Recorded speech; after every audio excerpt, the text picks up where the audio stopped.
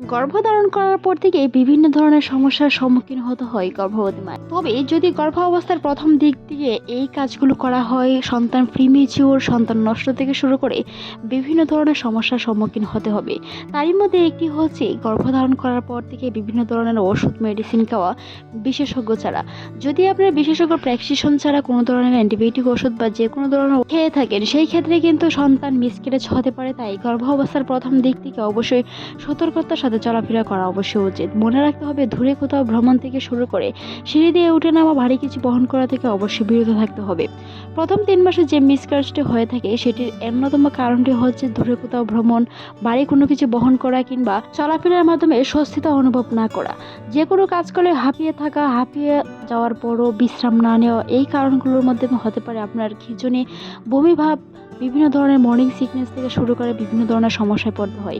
প্রথম 3 মাসে মর্নিং সিকনেসটা একটু বেশি হতে পারে। খাবারের প্রতি অনীহা, যে কোনো পছন্দের খাবারের প্রতি অনীহা আসতে পারে সেই সময়টাতে। আর খাবারের প্রতি অনীহা হওয়ার সাথে সাথে হঠাৎ করে ওজন কমে যাওয়া, উচ্চ রক্তচাপ হওয়া, ডায়াবেটিসের সমস্যা হওয়া, বিভিন্ন ধরনের সমস্যা, হিমোগ্লোবিন পয়েন্ট কমে যাওয়া, এরকম ধরনের সমস্যায় পড়তে হয়। তাই দয়া করে সেই কাজগুলো করবেন না। যদি আপনার মর্নিং সিকনেস বা বমিটা বেশি হয়ে থাকে, অল্প অল্প করে একটু পরপর খাওয়ার চেষ্টা করুন, যেটি আপনার হিমোগ্লোবিন পয়েন্ট এমনকি উচ্চ রক্তচাপ, ডায়াবেটিস থেকে শুরু করে বিভিন্ন ধরনের ওজন কমা থেকেও রোধ করতে পারে।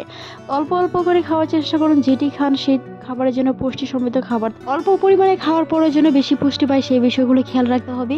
খাবারের তালিকায় অবশ্যই পর্যাপ্ত পরিমাণে সুষম খাদ্য, আয়রন, ক্যালসিয়াম, এই খাবারগুলো বেশি পরিমাণে রাখতে হবে। পর্যাপ্ত পরিমাণে পানি পান করার সাথে সাথে অবশ্যই প্রথম 3 মাসে ফলিক অ্যাসিড এমনকি বিভিন্ন ধরনের আয়রন সমৃদ্ধ খাবার খাওয়ার চেষ্টা করুন, যেটি আপনার বিভিন্ন শাকসবজি থেকে পাওয়া যায়, সেগুলো খাওয়ার চেষ্টা করুন। রঙিন শাকসবজি কিংবা মৌসুমী ফল ও সিজনিয়ান শাকসবজি খাওয়ার চেষ্টা করুন, যেটি আপনার ওষুধের তুলনায় দ্বিগুণ কাজে আসবে।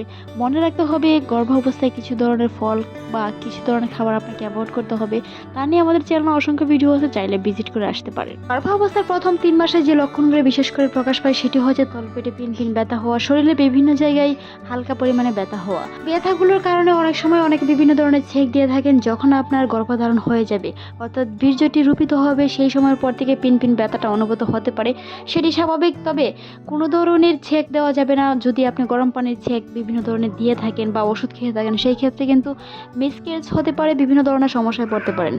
সেই সমস্যাগুলো পরবর্তীতে অনেক বিরাট ধরনের সমস্যা হয়ে দাঁড়ায়। সন্তান সময়ের আগে জন্মগ্রহণ করে সাদা স্রাবের পাশাপাশি রক্তপাত হতে পারে, রক্তের মতো লাল যেতে পারে, সাদা স্রাবের পাশাপাশি খয়েরি রঙের স্রাব যেতে পারে।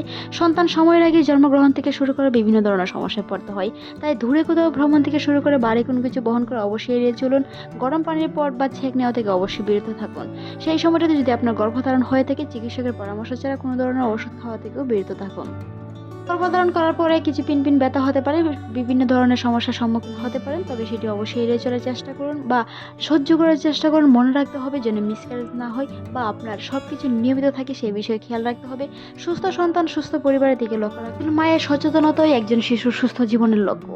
পরিবারের সাথে হাসি খুশি থাকার চেষ্টা করুন। অনেক সময় কিন্তু গর্ভধারণ করার পরে যদি মা মানসিক চাপে থাকে, বিভিন্ন ধরনের দুশ্চিন্তায় ভুগে থাকেন বা বিভিন্ন ধরনের সময় মন খারাপ থেকে শুরু করে কান্নাকাটি করে মানসিক চাপে থাকেন, সেই বিষয়গুলো অবশ্যই সন্তানের উপর প্রভাব ফেলবে। এমনকি হাসি খুশি থাকার চেষ্টা করুন গর্ভকালীন সময়, পরবর্তীতে সন্তানের উপর প্রভাব ফেলতে পারে। তাই সেই বিষয়গুলো অবশ্যই গর্ভধারণের সময় খেয়াল রাখতে হবে।